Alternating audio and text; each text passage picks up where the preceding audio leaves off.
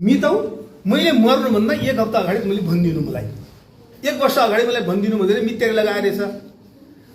ऊ रविवार आएन, रविवार नआएपछि निलाई मतदाता दिने हड भनेर भन्यो, किन तिम्रो टाइम भइगयो।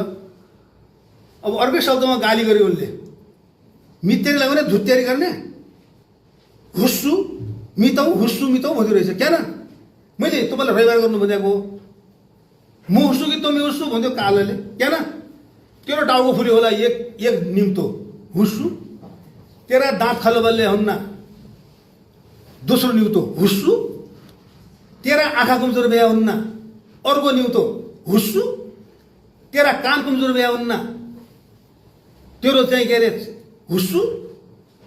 तँ हुन्ने बेला लटपट्टिँदो होल्लाई 5 निम्ता दिएको छु हुस्सु मित, सबभन्दा बढी हुस्सु उही भयो।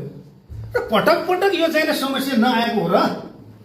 अब है हामी जाग्छौँ त भन्दै छ त मान्छे, समयमा आफूले नसम्हाल्नेपछि अहिले भयो क्या त,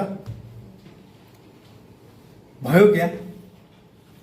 माओवादी कालमा एकजना खिर पकाउन लागेको, खिर पकाउन लाग्यो, नामी नपाडो गाउँ पुग्न भन्दैन हो, साँचो कुरा हो। माओवादी आएर गडगड बाटे अति माओवादी आइजाँदै त्यो खिरो डोको टोप डिबे लिएर उसले मात्रै पाडा लागेको रहेछ।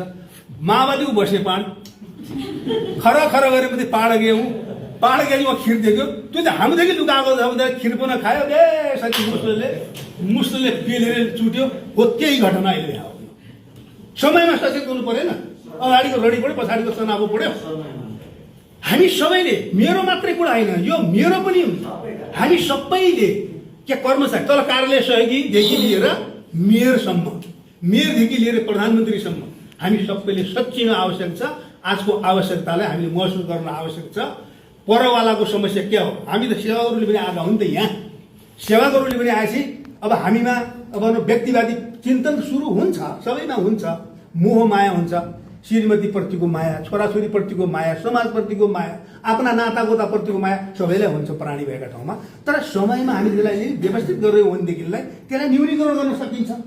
त्यसैले हरेक कर्मचारीले पनि आफ्नो, अस्ति यहाँ आएर चाहिँ यहाँ आगो लाउनुपर्छ, यहाँका कर्मचारी काम गर्दैन, यहाँ भ्रष्टाचार छ भन्यो त, त्यो किन भन्नु लाग्यो? त्यो भन्नेबाट हामीले मुक्त हुनु पऱ्यो। किन भ्रष्टाचार गर्ने भनेपछि अब त्यो यहाँ घर जलाएन, यहाँ केही साथीहरू तपाईँहरू यहाँ केही भएका कारणले गर्दा कोही न ल्याए लाउने क्षति, तेलसम्म किनेर ल्याएको हो।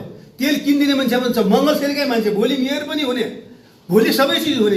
यो मेरा बाबाको सम्पत्ति त केही त मेरा रिसेले लाउने हो भने मेरा बाबाको सम्पत्ति 1 वर्ष यो त अहिले चाहिने अब यो राष्ट्रपति हाम्रै भएका कारणले गर्दाखेरि ज्यान त्यहाँ चाहिने यो संविधान जो